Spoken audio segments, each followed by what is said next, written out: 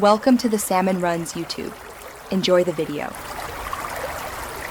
In this video, I will explain how to use Canva to create images. First, navigate to Canva's website and either sign up for a new account or log in if you are an existing user. Once inside, you will see a dashboard where you can choose from a vast array of templates or begin with a blank canvas. It is important to select the correct dimensions for your project, whether it is for social media, a presentation, or a print design.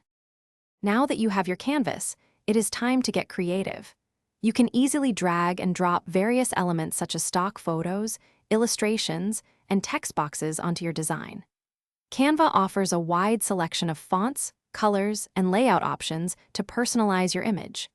Explore the extensive media library to find millions of free and premium assets to enhance your visual story. Beyond the basics, Canva provides powerful advanced features to elevate your designs. Utilize the one-click background remover to isolate subjects or add subtle animations to bring your images to life.